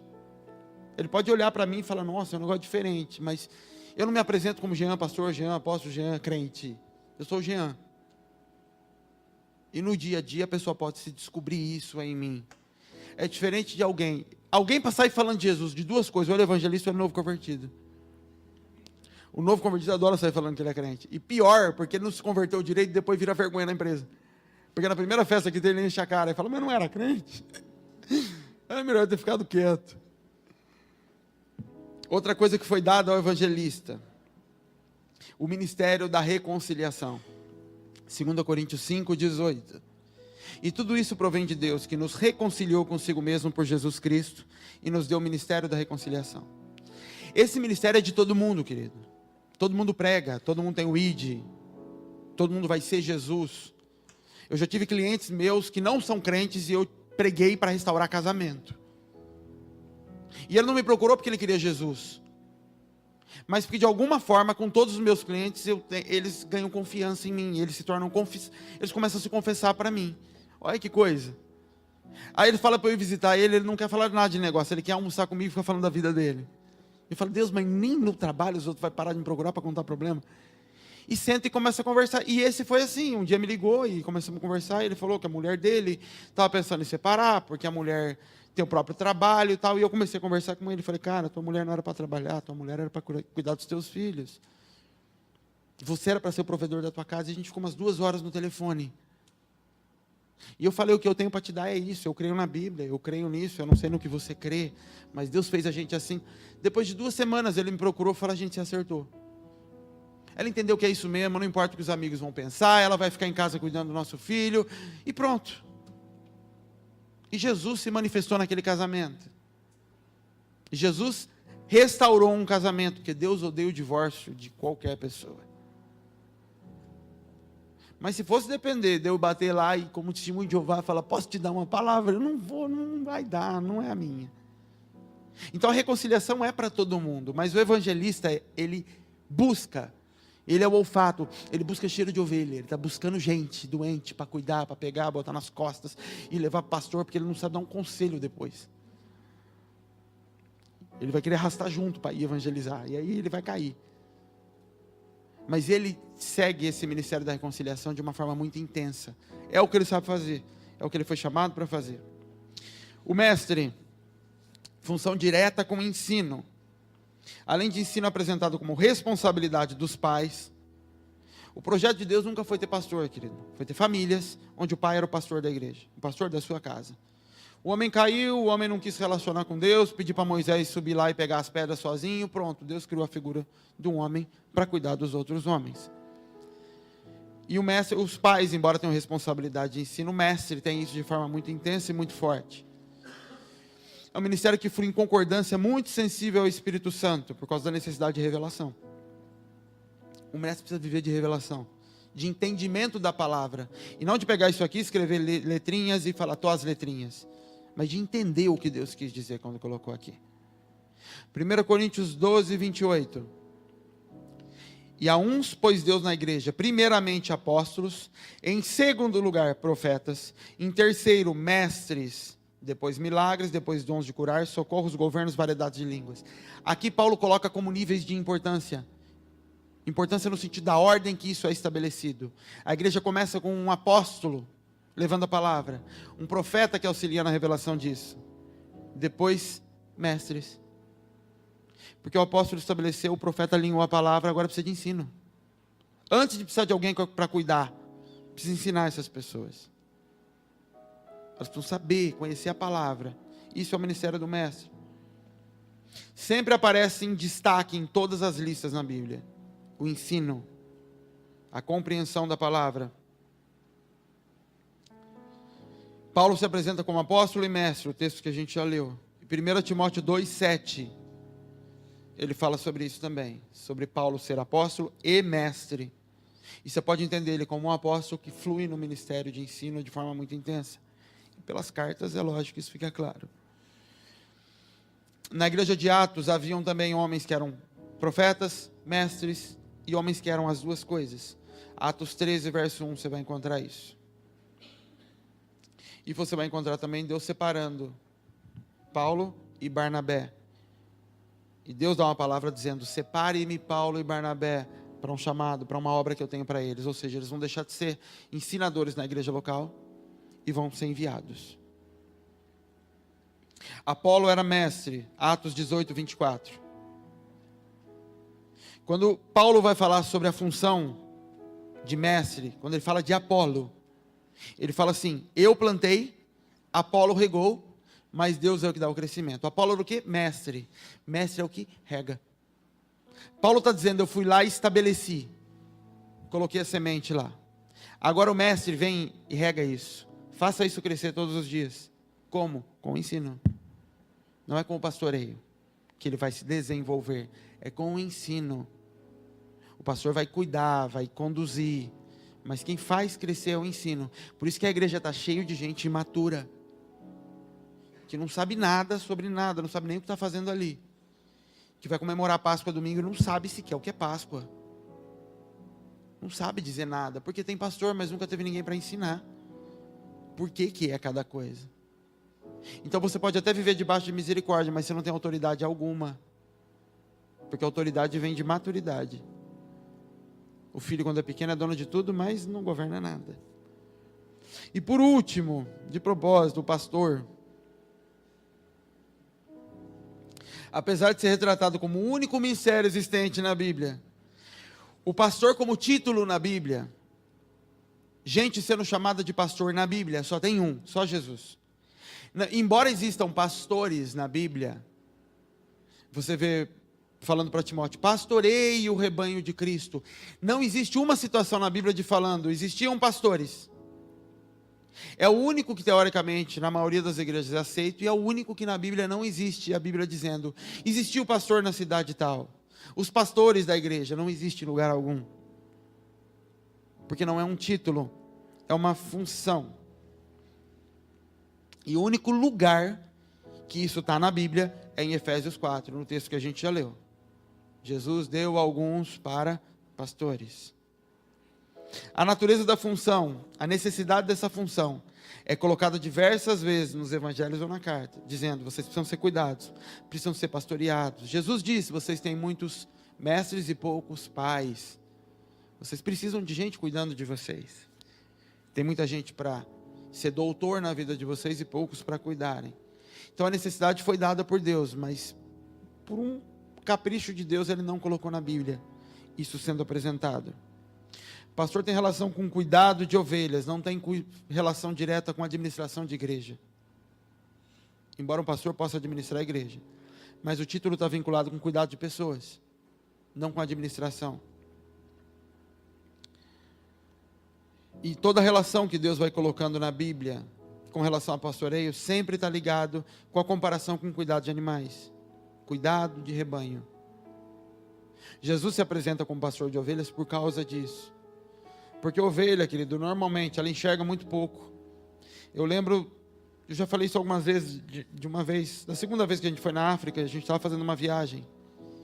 E de repente no meio da estrada, a van teve que parar, por causa de um rebanho de ovelha no meio da estrada. Pensa nos bichos bobos.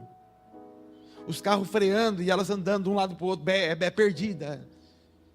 Se você soltar cachorro na rua, um segue o outro e sai todo mundo em disparada. Gato, gado, boi, eles seguem um dos bois. As ovelhas não. Não se manifesta nenhuma delas para atrair e as outras irem atrás, como acontece com a maioria dos animais. Sabe o líder do bando que tem em todos os animais? Na ovelha não tem. É tudo bobinha. Elas enxergam muito pouco. E por que elas estavam perdidas ali no meio da rua, sem saber para onde ir? E foram saindo por acaso. Uma saiu para um lado, a outra para o outro, meio próxima, porque o pastor não estava lá. Então quando diz, o pastor conhece, que o rebanho conhece a voz do pastor, é disso que está falando. Como elas enxergam muito pouco, elas seguiam pela voz e vão seguindo. Então o rebanho sem pastor, o que ele faz? Se perde. Então é necessária a figura do pastor. O problema é entender. Pastor, tua função é ser voz de segurança para as ovelhas e não ser administrador de igreja. É cuidar daquelas que estão aqui. Você não tem como cuidar de ovelha que mora em outra cidade e dizer que você é pastor daquelas. Não tem. Não tem base bíblica. E além de base, não é princípio quando você olha o que era a função deixada por Jesus. Cuidar de pessoas. Tem muita passagem, querido, que eu podia colocar para vocês aqui, mas eu não quero me alongar em cima disso. Porque eu acredito que vocês já entenderam o que eu queria dizer com relação a isso. Depois, se você quiser, eu te mando esse estudo inteiro. Tem até outras coisas aqui sobre como se estabelecer um pastor, as funções que Deus exige disso, sobre cultura nicolaíta, quando a Bíblia fala disso nas cartas do Apocalipse, e o que existe nas igrejas hoje. Isso é um PDF, eu posso te mandar se você quiser. Mas eu queria que a gente orasse nessa noite. Fica de pé para a gente orar um pouquinho. Eu não sei te dizer, querido, uma coisa que eu tenho para mim, que todo mundo tem um chamado ministerial nos 5 ministérios. Eu não sei. Se você me perguntar todo mundo, eu vou te dizer assim, eu acho que tem para todo mundo, mas Deus já sabia que nem todo mundo ia acessar. Porque eu não creio em alguém que queira muito servir, que queira muito renegar a sua vida para entregar a vida para Deus e ele não use muito. Porque tudo que Deus precisa é de um homem que esteja disposto a se entregar. É só o que ele precisa. Se entregar não é só deixar de fazer o que fazia, não é só trabalhar para ele, é estar disposto a deixar de ser quem era. E esse é o pior. Porque está disposto a trabalhar para Deus, muitos estão. A pergunta de Deus é: você está disposto a deixar de ser quem você era? Ou você, para mim, vai querer ser um pouquinho do que você era e manifestar isso diariamente em diversas situações? Porque o que limita Deus dentro de você é a mesma palavra do profeta: vazio, esvaziado. Pode ser que ele vai te encher para usar a tua boca, para usar o teu nariz, para usar os teus olhos, o teu ouvido, o teu tato. Eu não sei em qual função vai ser, mas é sempre homens vazios de si. Você pode já identificar talvez o teu chamado, o teu ministério através de aptidões, coisas que naturalmente você gosta de fazer. Pode ser que você seja alguém de caverna, não porque você é profeta, porque você é bicho do mato mesmo. E aí você tem que desenvolver, porque na verdade você não é profeta, você é pastor. Mas pode ser que não. Pode ser que o fato de gostar de estar sozinho, pode ser estou sentindo uma aptidão para algo aqui. Deve ser por aqui, o evangelista, o mestre, o pastor. Mas não adianta, querido. Assim, Jesus, ele é atraente demais. É impossível alguém ouvir falar de Jesus, ou ouvir alguém falando de Jesus, em que você sabe que é Deus falando, isso não te atrair. É impossível. Porque é irresistível a voz do Espírito. Irresistível. Todos querem. E é o que eu digo para todos: querer, todo mundo quer. A pergunta é: se está disposto a deixar de ser quem é. Todo mundo quer o pão. As pessoas andavam atrás de Jesus quilômetros pelo pão. Era bom estar diante dele, ouvir ele falar. As pessoas passavam horas ouvindo ele falar e não se cansavam de ouvir ele falar e falavam: quero estar perto daquele homem. O problema é quando ele falava: negue-se a si mesmo, para de fazer a mesma coisa. Aí a multidão dispersava e ficavam poucos e poucos. De centenas de discípulos, ele tem 70 e manda para uma missão. Dos 70 ele separa 12. De 500 que viram Jesus e sinais na ressurreição e que estavam aguardando ele, depois de 10 dias sobram 120 no cenáculo. Em 10 dias só ficou 120. Se ele demora mais, ficava meia dúzia. Porque o negar quem você é para guardar a manifestação custa. Custa muito. Quando Deus falou: eu tenho um propósito na sua vida, eu passei 6 meses indo para o monte orando para Deus falar comigo pela primeira vez depois sobre o que eu ia fazer. Eu não sabia que ia demorar tanto tempo, ou quanto tempo ia demorar. Eu só sabia que se ele falou: vai me usar, eu preciso orar, eu preciso ficar pronto. Eu ia fazer o que eu sabia: orar, jejuar e fazer essas coisas. Aí depois de 6 meses ele fala a primeira vez: comece a fazer tal coisa na prática. O problema é que Deus não fala depois de 1 mês, de 15 dias. Você já está: acho que não é, acho que Deus se enganou, não entendi direito a palavra. Não, você entendeu sim. Só que Deus só está te mostrando que na verdade você estava interessado na recompensa e não em se negar. Deus não vai fazer nada através de você, entenda isso. Ele vai fazer através do Cristo em você. E enquanto Cristo não se formar em você, Cristo em nós, esperança da glória, enquanto isso não acontecer, o mundo não vai ver glória. Ele pode ver homens com microfone na mão, mas não vão ver glória, não vai atrair pessoas. O que atraía pessoas na vida de Paulo era glória, não era um baixinho, careca, feio, fraco. Era glória. Quer glória? Vai para ambientes de glória. Negue-se a si mesmo. Rejeite as coisas que você sabe que está errada. Para de enfiar na gaveta sentimentos ruins, coisas que você sabe que está errada, e você engole, tranca e fala: tá bom, vai morrendo sozinho pelos cantos, vai se matar. Porque você está enganando quem, querido? Ananias e Safira, dando uma parte. Pedro fala: fica logo com tudo, é tudo seu. Quem te pediu alguma coisa? Você quer ministério? Você quer entrar nesse negócio? Que não é fundar igreja, que não é ser líder de um monte de gente, que é ser Cristo na terra. Que pode ser Paulo escrevendo um monte de carta, ou pode ser João Batista se preparando por 30 anos para trabalhar 6 meses e perder a cabeça. Pode ser. Eu não sei qual vai ser o seu e qual vai ser o meu. Mas esse homem que entrega 30 anos por 6 meses, Jesus fala, o maior homem que já viveu até hoje. Sabe Moisés que abriu, puxa, não se compara. Davi não se compara com João Batista, sabe por quê? João Batista abriu o caminho para Cristo. E não tem glória maior ministerial do que apresentar o Cristo para o mundo. Isso é a grandeza de João Batista, apresente o Cristo para o mundo. Prepare o caminho para que Cristo chegue na vida das pessoas. Isso é Deus falando, não tem ministério maior. Não tem igreja que pague o preço do que você conseguir apresentar Cristo para o mundo. Não só com a tua boca, mas olharem para você e falar, eu vejo um negócio em você. E para isso você vai ter que largar todos os teus vícios, todos os demônios, as influências malignas que você nem sabe que arrastam gerações na tua casa e na tua família, e que tocam na tua forma de ser e de agir até hoje. E por isso Cristo não pode se manifestar por completo. E Deus é tão bom e misericordioso que por isso que a luz dele em nós é como luz da aurora, que vai crescendo, crescendo, crescendo até ser dia perfeito. O problema é que você está igual Josué pedindo para o sol parar. Deus está falando, não, tem que vir por sol pleno. Tudo tem que sair para fora. E eu já estou pregando. Muitos aqui, se não todos, entendem seu chamado já tiveram uma palavra um dia. E Deus não atrasa, Ele não esqueceu aquela palavra. Eu recebi palavras desde os 7, 8 anos de idade. Vai ser isso, vai fazer isso. Depois com 18 anos, de novo uma palavra, vai ser isso, vai fazer isso. E depois com 32, quando eu saí da religião e me entreguei para Jesus, é isso que eu estava falando, e vai começar agora. E a maioria das coisas, 99%, nem aconteceu ainda. Mas Deus não muda a palavra. Os meus pais, a minha mãe saiu um pouco do caminho, distorceu um pouco, me levou por caminhos. Isso vai atrasando talvez, vai gerando coisas que Deus tem que arrumar, mas Deus não muda. O que Ele disse lá atrás é a mesma coisa hoje, independente do que o homem fez.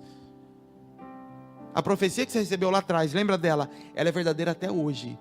E só quem pode impedir ou atrasar é você, pelas suas escolhas, pelo teu comportamento. Talvez hoje à noite, você seja alguém que tem que se arrepender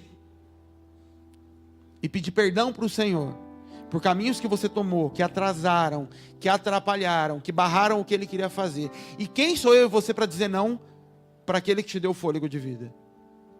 Para aquele que sustenta a tua existência quando Ele te pede alguma coisa. Você precisa se arrepender e pedir perdão para Ele. Me perdoa porque eu fiz coisas que barraram. Porque tem gente que morreu e está morrendo nesse mundo porque era para eu estar lá. E essa pessoa foi para o inferno. Você tem noção que tem gente que vai para o inferno porque você atrasou o teu chamado? Mas Deus deixa, ou se deixa. Deus, quando vai falar com Ezequiel, se eu não me engano, Ele fala isso tipo isso como profeta. Eu vou colocar as minhas palavras na tua boca, você vai dizer. Se ele se converter, eu vou salvar. Se ele não se converter, ele vai para o inferno. Ele vai ser condenado, ele vai ter juízo. Mas se você não falar, ele vai ser condenado, e você também. Ou seja, a pessoa vai ser condenada porque o profeta não tomou posição. Sim. Porque o envio do profeta para aquela pessoa é misericórdia. Deus nem é obrigado a mandar, Ele manda por misericórdia. Então tem gente que pode estar morrendo porque lá atrás você não fez o que devia fazer. Tem gente que pode estar padecendo hoje porque era para você estar em outro nível e não está. E tem gente padecendo, você precisa pedir perdão para Deus. Me perdoa porque era para eu estar em outro lugar. E eu não estou por rebeldia. E eu não estou por carnalidade. Me perdoa, Senhor, e cria um novo caminho agora. Vamos começar de novo. Me alinha, me dá uma voz para eu seguir, me dá alguém para eu olhar, Pai. Vamos começar de novo. Outras pessoas que nunca se interessaram em ministério, nunca pararam para pensar nisso, e estão na igreja esperando Jesus abençoar, dá uma benção, Deus, uma benção, prospera, dá um emprego, melhora um pouquinho, dá uma esposa para mim. E Deus está falando, não te coloquei para isso, eu não te soprei do alto para isso em um corpo. Ainda que você fale, mas eu nasci por acaso. Que por acaso? Deus lá sopra espírito por acaso? Você acha que Deus espirrou e soprou um espírito sem querer? Teu pai e tua mãe podem ter feito errado. Ele, como respeita a autoridade do teu pai em gerar filhos, ele falou, bom, você fez um, eu tenho que soprar um espírito. Não porque eu sou obrigado, mas porque eu te dei autoridade para isso. E aí ele escolhe quem eu vou mandar aqui do alto. E ele escolheu você e soprou. Sabe por que você não lembra disso? Pelo mesmo motivo, quando você estava no ventre da tua mãe já falava com você, já sentia você chutar. Você lembra disso? Não. Mas você já chutava a tua mãe, né? Quando ela falava, você parava, você ouvia. Você já reagia à tua mãe, você só não lembra. A mesma coisa era no céu. Você já reagia aos estímulos do pai, você não lembra disso, mas ele lembra. E quando você subir e perguntar e falar, como é que era eu no ventre, pai? Eu falar, você estava dentro de mim, porque nós estávamos nele, como no ventre de uma mãe. E o que ele te fez foi dar forma, como uma mãe no ventre dá forma a um bebê, e colocar para fora, para poder falar com você, para poder trocar com você. E ele fala, mas tem um propósito para isso. Você vai levar essa imagem para outros filhos. Todo filho que nasce nessa terra é uma tentativa de Deus de resgatar os outros filhos perdidos. Ele põe um e fala, criem direito para ele poder buscar os outros que estão perdidos. Os irmãos dele perdidos no mundo. E talvez você nunca tomou consciência da importância desse papel que Deus tem na tua vida. Que não é passear em cima, por isso que você trata a tua vida do jeito que você quer. Faz as coisas que te dá prazer, sabendo que ofende o coração de Deus. Porque você está vivendo a vida que você quer e pedindo para Deus vir participar dela. E talvez você tenha que se arrepender disso.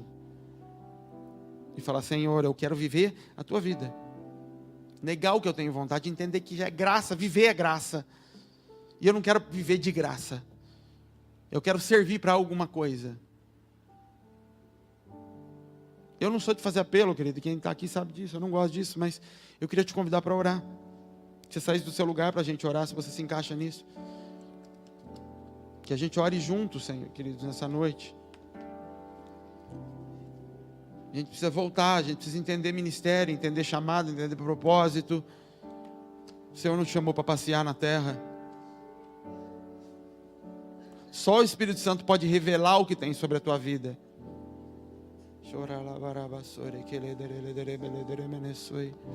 Se você ora em línguas estranhas, querido, ora no Espírito. Ora no Espírito. Se você precisa se confessar para o Senhor, confesse em língua audível para Ele. Ele precisa te ouvir. Ele quer te ouvir. O Senhor quer te ouvir.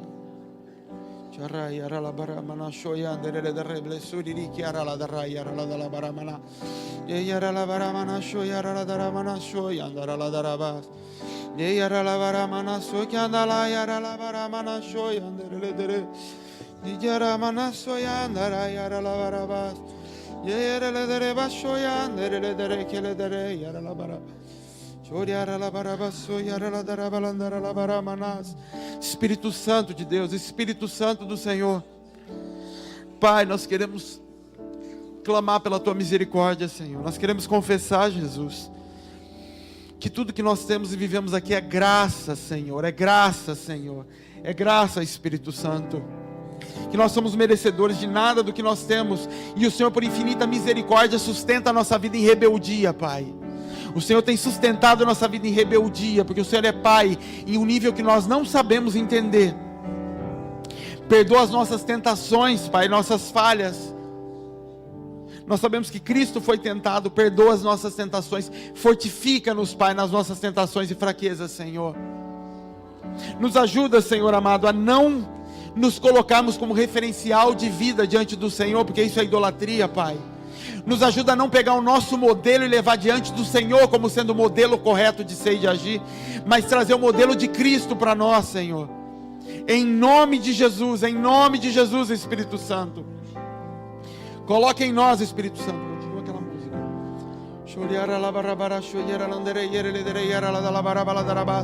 Espírito Santo, manifesta, Espírito Santo, ministérios que ainda não foram revelados sobre os teus filhos, Pai. Se tem pessoas aqui que ainda não sabem o seu chamado, Senhor, que o Senhor manifeste, Pai, que o Senhor revele, Deus. Revela, Espírito Santo, ao coração dos teus filhos, Senhor. propósitos, Pai. Que os teus filhos dessa noite possam voltar na essência e descobrir para que eles foram feitos, Senhor amado, e por que eles foram feitos, Senhor. Que não são acaso, Deus, que não estão aqui para visitar a igreja, para entregar ofertas, Senhor. Que entendam que foram feitos na essência, Deus, para poderem fluir de forma plena, Senhor. Que não sejam remendos no teu corpo, Pai amado. Que não sejam adereços no corpo de Cristo. Que sejam mãos para tocar pessoas. Que sejam coração para amar pessoas. Que sejam mente para aconselhar. Que sejam corpo para aquecer, Pai. Em nome do Senhor Jesus, Espírito Santo. Todo sentimento dado por Satanás, Pai amado, no coração de pessoas, de falta de propósito, Senhor, de falta de valor. Toda palavra que foi lançada por mães e pais no passado, de que não é nada, de que não valeria nada, de que não daria nada, é quebrada em nome do Senhor Jesus. Palavras que vieram do inferno, pela boca de mães e pais ignorantes, Senhor, sejam quebradas na autoridade que é no nome de Jesus. Toda palavra de Satanás, Pai, de que o tempo passou, de que não é mais tempo, de que já não se tem mais idade para isso, nós rejeitamos em nome do Senhor Jesus. Moisés começou seu ministério com 80 anos.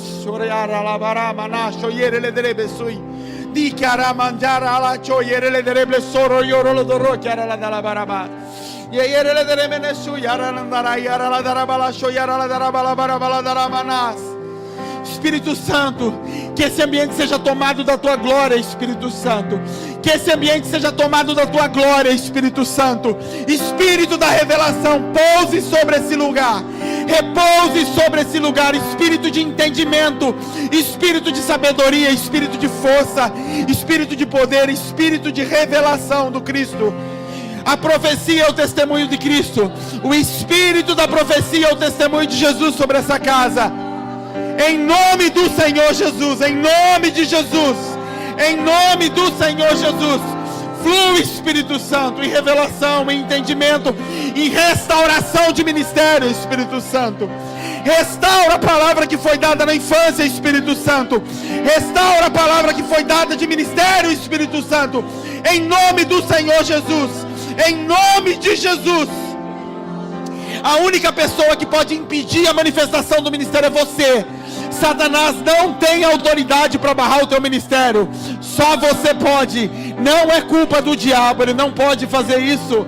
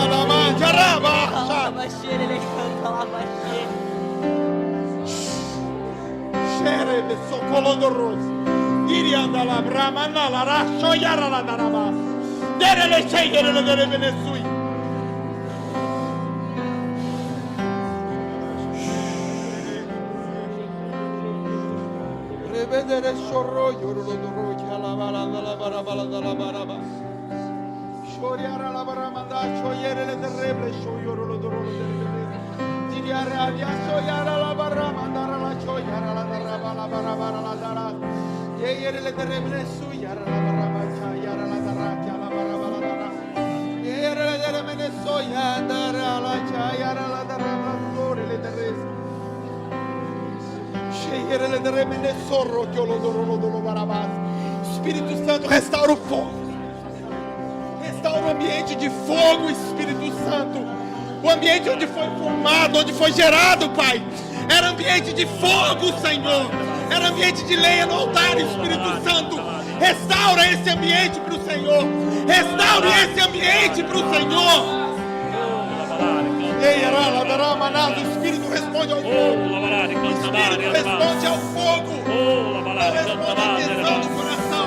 Não responde ao pensamento da mente, mas ao fogo. Restaure o altar. Acenda o fogo e ele voltará. É a calada.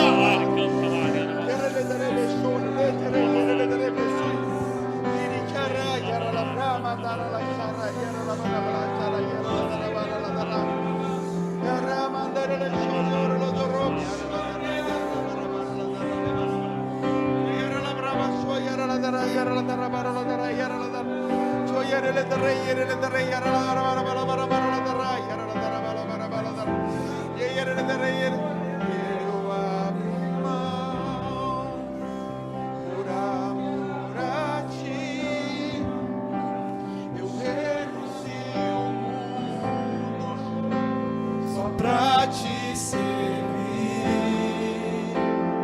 eu abro mão por amor a ti. Eu renuncio o mundo só pra te seguir. Canta isso pra ele, repete isso. Eu abro mão por amor a ti. Eu renuncio o mundo só pra te seguir.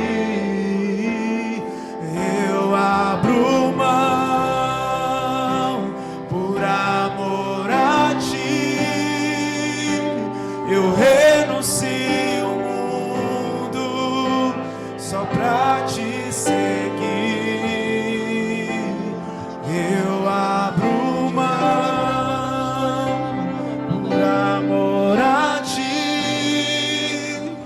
Eu renuncio o mundo só pra te seguir. Eu abro mão por amor a ti. Eu renuncio o mundo só pra te seguir. Espírito Santo, nós sabemos, Pai, que o Senhor não deixa a Tua palavra voltar vazia, Senhor, que o Senhor não mente, que a Tua palavra não muda, ainda que homens mudem, Senhor. O Senhor é fiel à Sua palavra, ainda que nós sejamos infiéis, Pai. Tua palavra diz, Senhor, que nós não fomos consumidos ainda, porque a Tua misericórdia se renovou de manhã. Se ela se renovou é porque o Senhor ainda está dando chance de propósito, Senhor. Nos ajuda, Pai, a acordar amanhã de manhã e fazer valer o fôlego do dia. E fazer valer o Espírito que ainda me faz alma vivente, que ainda está aqui dentro de mim. Fazer que isso vale a pena, Senhor. Fazer que isso vale a pena é viver o que Ele programou para você viver. Não é andar no que você quer, no que você acha, naquilo que você está acostumado, naquilo que a religião te ensinou, naquilo que é conveniente, mas está disposto a andar naquilo que Ele tem. E se você não sabe o que é, vai pelo cheiro, querido, não tem como errar. Busca o calor. Imagina que você está num lugar escuro, você é cego, você não está vendo. Vai tateando, onde você perceber que tem fogo, vai, Ele está ali. Vai no escuro, mas vai no quente. Ele está no lugar de fogo, não tem como errar. Moisés descobriu Deus por um mato pegando fogo, um matinho que não apagava. Ele não viu Deus, ele viu um mato pegando fogo e achou Deus. Ele se aproximou daquele lugar porque ele viu fogo queimando. E ele foi por curiosidade na direção do fogo e descobriu o teu propósito. Você quer descobrir teu propósito, querido? Ainda que por curiosidade, vá na direção do fogo. Está ali.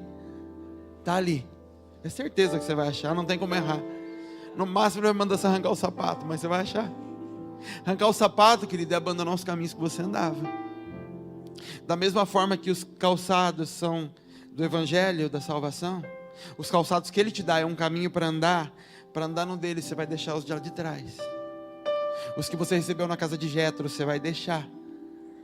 De um pai que Deus te deu para te cuidar por um tempo de tratamento, mas que na hora de entrar no propósito ele vai falar, deixa esses calçados agora. E com qual que ele foi para o Egito? Não sei se ele foi descalço ou se ele ganhou outro sapato de Jesus, mas aqueles ele deixou.